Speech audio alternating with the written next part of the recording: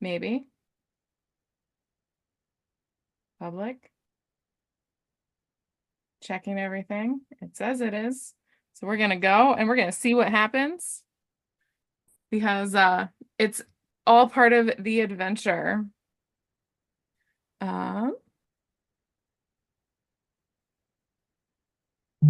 Hello, hello. I believe we are now live. It took us a few minutes to get everything going, but I want to welcome you to the Design Pattern Create Summit. And we have some speakers here for you guys to ask your questions and just talk a little bit. So definitely welcome V. Tanner and Annette Lernup. Learn up. Do I say that right? I feel like I say that wrong every time. It's Lernup, but it's okay. Don't worry. Oh, hey. But yeah, so do you want to start off by just saying a little bit about you, who you are, and just do a quick introduction? I can start if you like. So I'm Annette Lernup. I'm in the fashion industry. I'm a fashion designer, product developer, mentor, and online educator. And I teach mainly production and like from design concept to production. I'm also a textile designer, so I also mentor and teach a bit about surface pattern design. And I'm here to do design tech packs and talk about that part of production. I love it. Love it so much. And V, do you want to introduce yourself? Yeah, sure. I'm V. I'm V Tanner from the UK. I'm a costume maker and a sewing teacher. I'm currently teaching at Reading College for the adult education, and in September I'll be teaching for Surrey adult education in 2 locations. I'm also going to be teaching at Reading Sewing Bee. It's a new venture that's opened up. And then I'm also a costume maker at the Chiltern Open Air Museum, where they got funding a couple of years ago to create costumes for their engagement team. So there's various different installations at the museum that are from different eras. And they have volunteers in the houses talking about what it was like living in that period. So we're making costumes. I'm leading the team making the costumes so that they can be dressed in that period. That it's more of a costume rather than clothing. So it's an interpretation, because we can't replicate exactly what the Iron Age would have been wearing or what the 1700s would have been wearing. But yeah, that's basically what I do. I've also costume theatre productions. So yeah, that's my love. I love it. Yeah, I also am theater trained, and I love the adventurous spirit you kind of get with the theater and get to do a lot of really random stuff. But it's also really fun to I'm starting to dive into the fashion aspect of everything right now, and I've been really enjoying starting to learn a whole new system and a whole new words, and it's like, oh, I call that something different, but it's the same thing. So that's always the fun of the juggling of what's actually working and what's what doesn't, I guess. So awesome. So I guess one question that I always love to ask is, what has been like one of your favorite things that you have been working on or you've worked on in the past that really just sticks out for you? For me, it's always what I'm working on at the moment. Because once I've made it, I've done it, that's it. Move on to the next thing. So that's at the time that I'm making it, I'll enjoy it. And then when it's done, that's it. What's the next thing? Yeah. No, I definitely understand. What you're always working on sometimes always has that fun little place in your heart, for sure. So what about you, Annette? Well, for me, I would say it's a bit the same. Like the latest is always very exciting, and at the moment I'm working with a client on some very special project, and I can't say too much, but it's elegance and sport combined, and we're going to go to Paris to go see all the lovely fabrics at Premier Vision in a month or so. Yeah, more or less a month now, a little bit more. So looking forward to that. It's going to make it much more real when you get to touch the fabrics and really like see it come alive and all the trims. So that's my favorite at the moment, I think. So is Paris your favorite place to go shopping for fabrics? I would say it's the biggest one in Europe, and nearly, I think Premier Vision is like the biggest one in the world. So it's massive. So you have like everything from trims and all the different fabrics types, and there's textile designers exhibiting as well, and they're showing their patterns, and so there's like everything. It's like a candy store for creatives, I would say. Oh my goodness, I love that. I have I might have to go to Paris just to go to see that. Yes, you should. I'm sending you to promise neckline here to reduce that baby and make sure that it has achieved a nice fit. So yeah, again, by setting my blanket to the edge of the dark, and I mute a few people just to make sure. If you have a question, you can definitely unmute, but if you there's just some background noise that's happening that we want to make sure that we stay on top of. V, I know, what about you? Where do you get your fabrics? Because I know you do a lot of upcycling, but where do you get a lot of your fabrics? So it depends, it's various sources. So if for a production, for example, or for like the historical costumes where there's a lot of skirt, then it's worth buying it wholesale where it's a whole lot cheaper. Otherwise, I get it from Pound Fabrics online. There aren't any cloth shops, fabric shops near where I live, sadly. But yeah, online, or if we've got a really tight budget for a show, then we go to charity shops, thrift stores, and get curtains. We often get a lot of donations as well of fabric. Curtains can make very good historical costumes. Yeah, kind of like just get given it. Yeah. And was that Penn Fabrics, like PENN? I haven't heard of that one. Pound Fabrics. It's the Pound UK Fabrics. online company. They sell it. It's a bit cheaper than like there's another company called Minerva.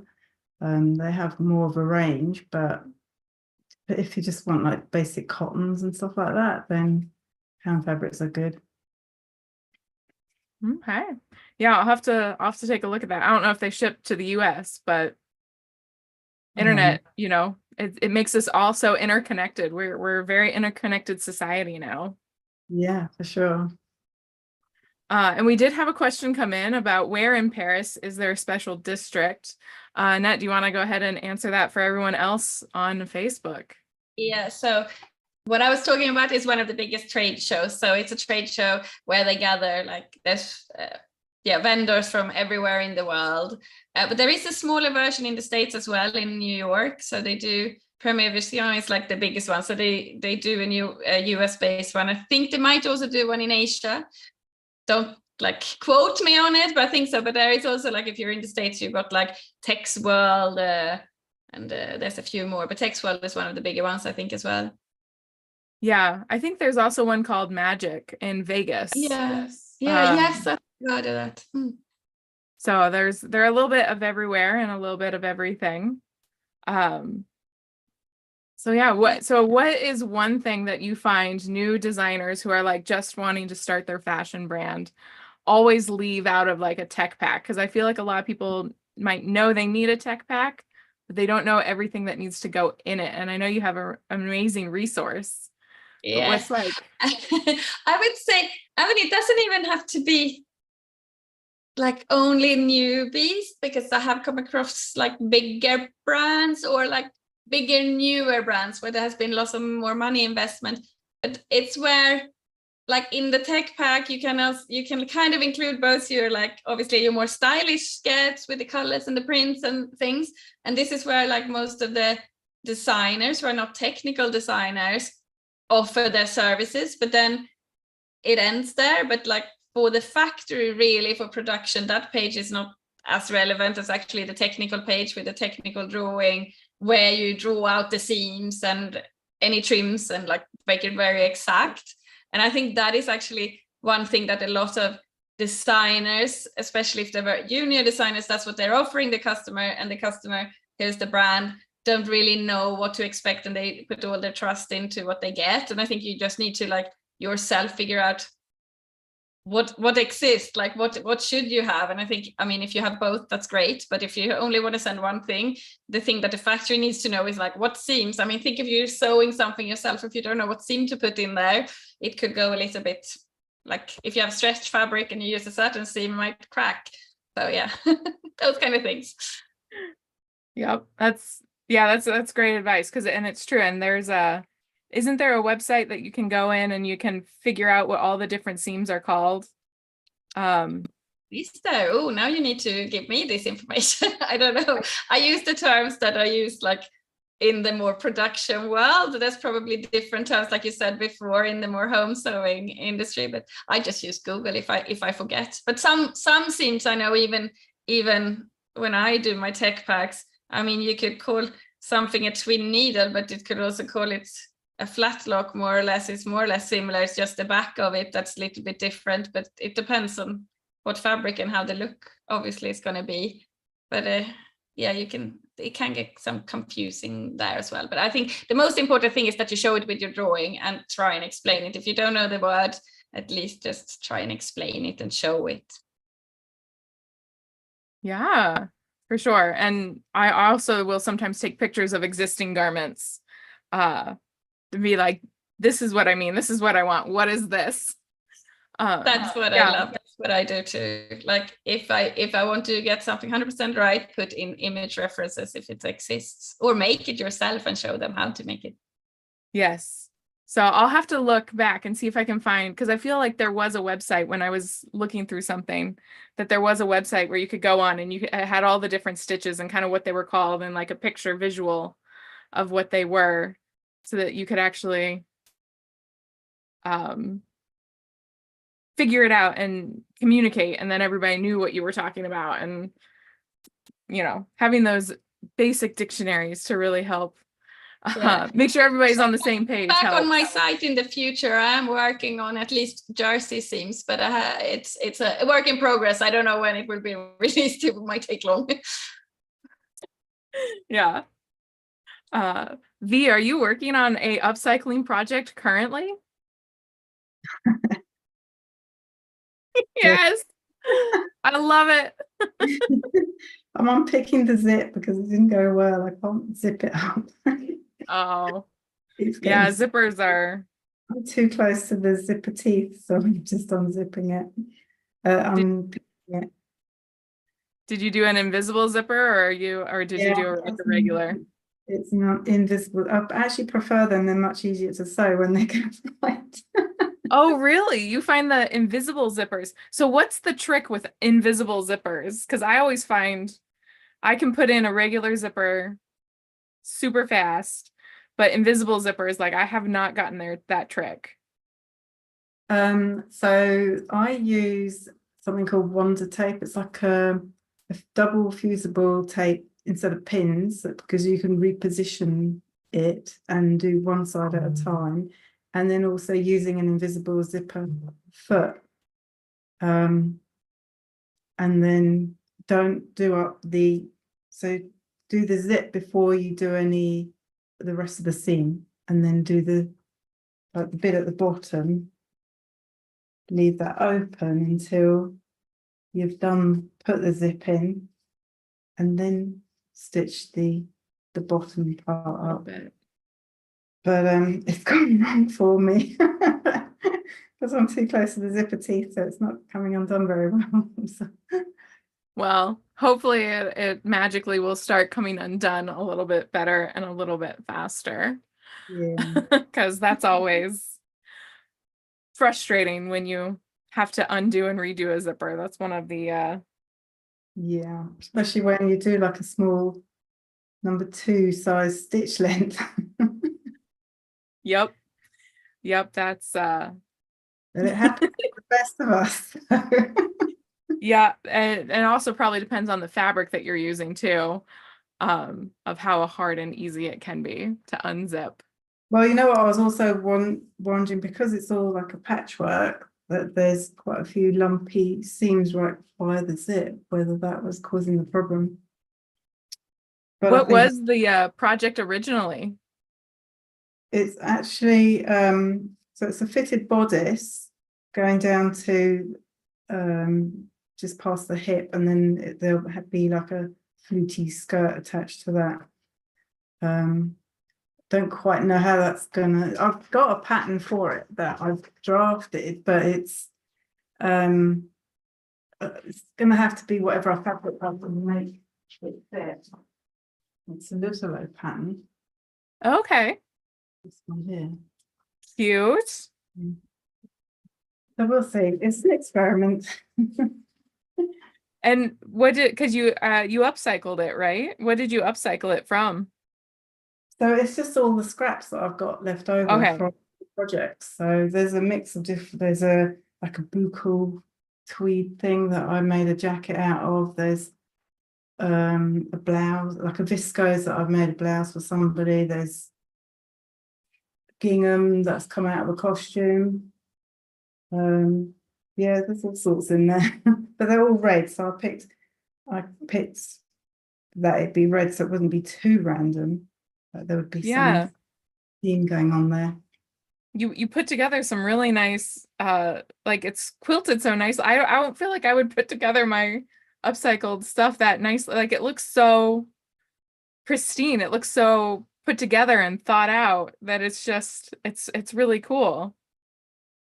That might be an illusion. It's not that well thought out. I haven't planned it, especially other than throwing the colours together, pulled out all purple or a particular theme, and then just stitch them together and see what comes out. Yeah. Well, it looks very like I don't know, thought out and everything. So it looks really good. I'll be excited to see it. When you're done with it, I'll be excited to see it. Oh. We did have a question come in through Facebook, and it says that looks like a Lutero pattern, that they have the system but haven't made anything yet. Is that a Lutero? Yeah, it is, yeah. It is. Do you is that the patterning system you mostly work with? It is now, because I mean I learned pattern drafting way back years ago when I was first doing dressmaking, and it was only recently, maybe I don't know, 5 or 6 years ago, before the pandemic, I was at a like a stitching fair, and this lady approached me and says, "Oh, do you want to? I'm doing a pattern drafting. Do you want to learn pattern drafting?" And I just thought, "Oh, I already know how to draft patterns," but she was so sweet, so I said, "Yeah, all right then." And then she drafted. Nobody wanted to put. It was like just from 2 measurements. Nobody wanted to put their hand up and be the guinea pig to be measured. So I put myself forward, and she drafted this like a sleeveless vest jacket, and it was just so quick that I thought, oh my God, that is really quick. I can't draft a pattern that quickly. It was literally in minutes. So that kind of sold me. I bought that because then, that could be used as a block for other patterns as well, and it fitted really well. That was also what impressed me. So yeah, so I bought into it, and I sell it as well. So, and teach, that's what I'm doing at Reading Sewing Bee. I'm going to be teaching how to draft patterns using the Lutelo system. I've seen it many times, and I've always been like, oh, I should learn that. But at the same time, I'm always like, oh, that's another thing to learn. That's another thing to do. But I might have to jump in and figure out how I can learn that, buy the system from you or something. Because that's the first thing you have to do is we have to buy the system.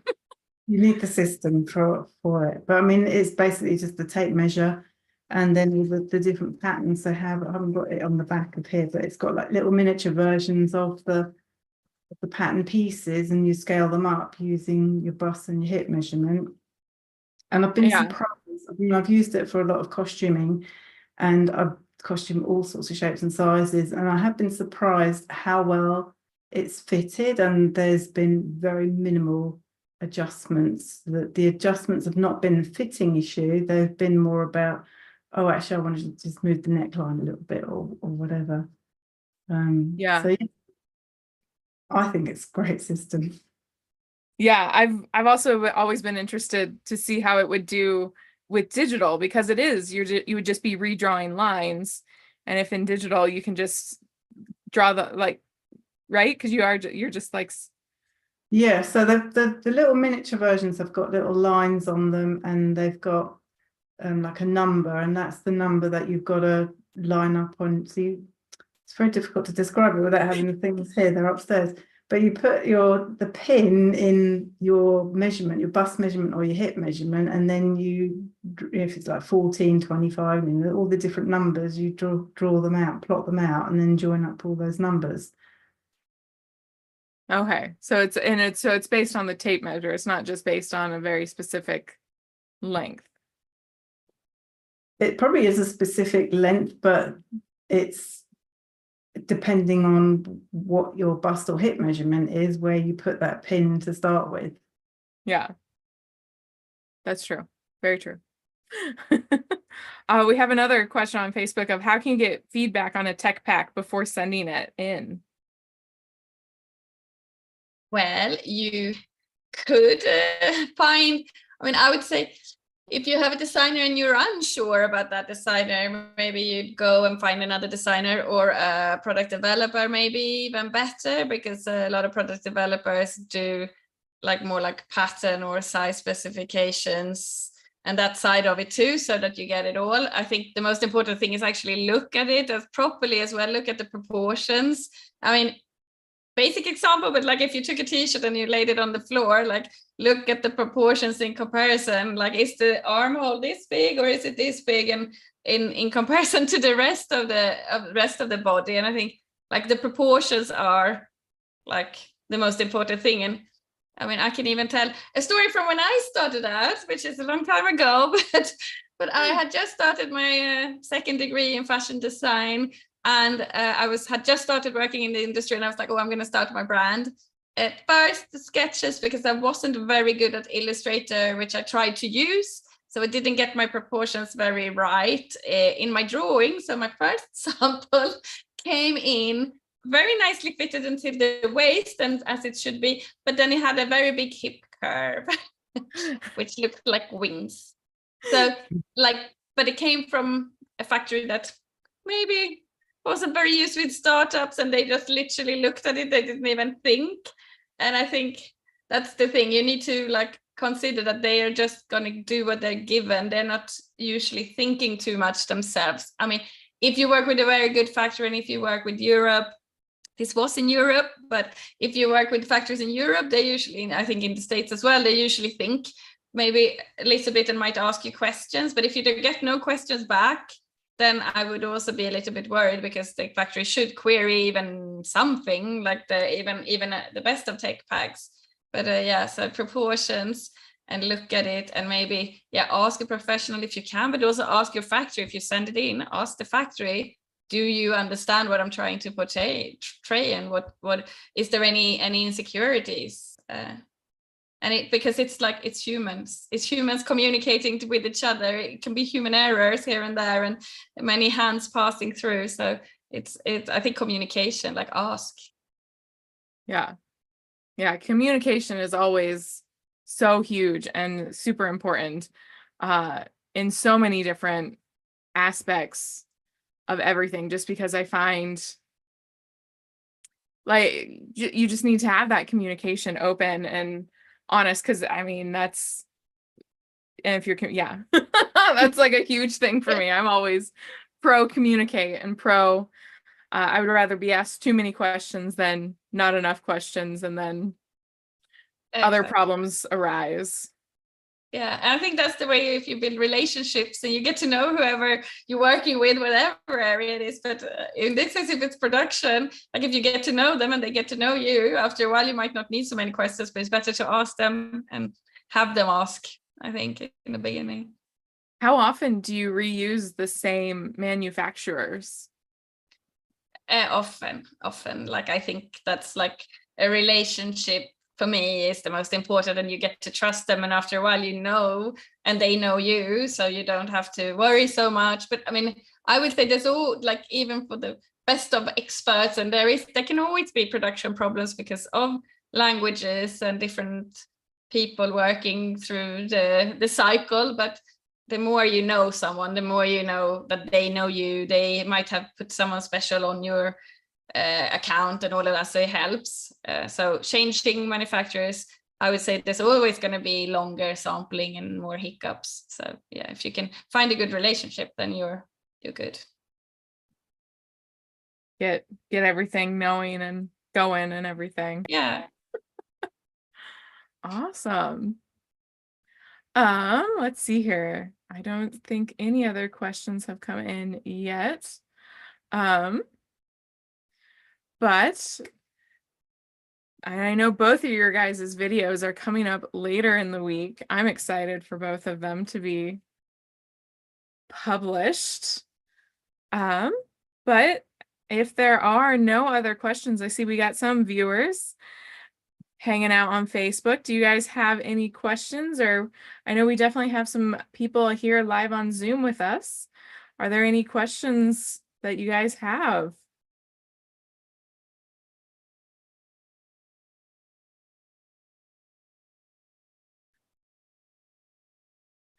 Not today, not right now.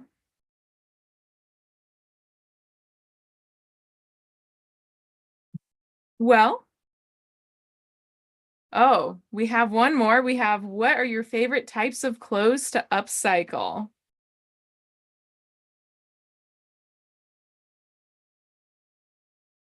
Do you have a favorite type of clothes to upcycle, V?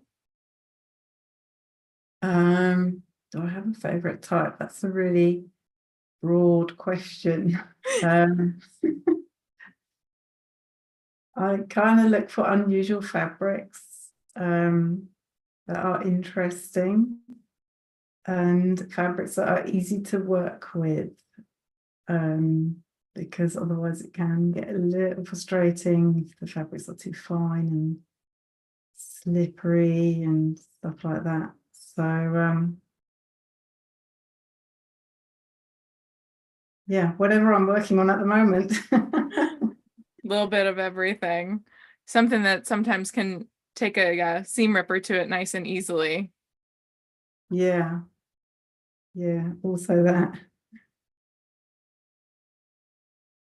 Do you have any advice either of you would like to give for getting started, or getting started in upcycling, or getting started in fashion? We're definitely, you'll be able to see their videos later this week, and I know that question is definitely there, but do you want to give like a sneak peek?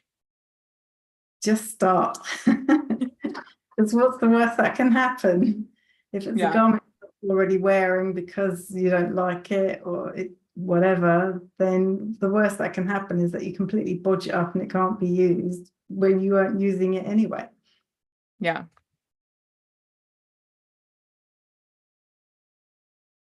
What about you, Annette? Well, I agree. Like just start. I was just want to say that I like the whole upcycling thing. Like think like sustainable, and think like sustainable even if you're going to do production as well. Come up with ideas that can like support this sustainability, so we don't create more mountains of clothes. And I would also just say, which I think goes with the upcycling and the patterns as well, it's like aim for the best fit. I think that is what sells any garment or makes you feel beautiful. If you wear your own piece, fit is so important, and so it's so nice when it's right. Yes. Do you find, so I actually was reading on some Facebook group recently, or maybe it was just a post, that it's rarer and rarer for a brand to actually put together like a full fit size of all the different sizes. They're now doing like the smallest size, the medium size, and the largest size, and they're skipping all the ones in between. Is that something that is kind of true to try save? Do you find that is I would problematic? say, like, if you're working within a bigger company, usually you fit in one size, and you might not check, or it depends on your range. I mean, if it goes up to plus sizes, you'll fit the plus size as well. But you will yearly or seasonally or whatever have people in all sizes and reviewing all your patterns and your different shapes that you repeat to make sure that they do fit nicely over everyone. But you might not fit every style in all sizes every time. So it just really depends. Yeah, but I know that everyone, and like everyone looks at their patterns and their fit regularly to make sure that it fits well for all sizes. Yeah. And they're starting to move into that digital, well, not starting, they've been in the digital realm for a while, but it's definitely getting better and better, it seems, to be able to get some better and better fitting technology through digital. Absolutely. Yeah. And I think that's good for small brands. Like, you can try your shapes in the 3D softwares and get like basic patterns. I wouldn't say that like those patterns might not be perfect. You might still need to tweak and do sampling, but at least it's a start, and we're minimizing all the extra samples and all the extra trials and error. So yeah, yes, worth checking out. Yes, I 100% agree with that. It's a great starting point. It's not the ending point. Yes. You still have a lot of tweaking and finishing you have to do for any pattern that you create. Digitally, you have to make sure it has all the different pieces and information needed to really produce a really great pattern. Yeah, I think that's the same for like any sewer or any production. It's like, I don't think, and even with the design process, I don't think you will never have one idea, draw it, and end up with that as the final product. I think there's so many things, like with the fits and the fabric you choose and everything around it, and also your ideas develop. So I don't think anyone really goes from like nailing it at the first try. No, I mean, but that's also part of that prototyping and part of that trial and error. Because I know, like, the fun of it. Yeah. And that's the one thing I find, like, in digital, you can sometimes, like, I've worked with designers where they want one thing, so I put it up and I mock it up for them, and they see it on their avatar and they're like, oh, that's actually not what I want. Can we change this, this, and this? And then even before we're going into that fabric, we're able to change a few things here and there to really tweak it to what they want it to be before the first sample. So Great. So yeah. Awesome. Well, since we don't have any other questions coming in, I'm going to go ahead and sign off. But make sure you come back tomorrow. We have another live Q&A at 6 p.m. Central US time. So that's going to be a little bit different no matter where you are in the world, because we have people from everywhere, which I am so excited about. So make sure you stop back by tomorrow and definitely check out all the amazing videos that are coming out this week. Remember, you have 24 hours to watch each of the videos that are coming out. So today you have Monica with bag designs, you have Shelly with the style file system, and you have Alexandra Wall with the, and she's doing some neckline redesigns on the neckline. So make sure you check out all those fun videos. And if you have questions, definitely post them. We'll be watching this and trying to get them answered as fast as possible. I hope you all have a wonderful day.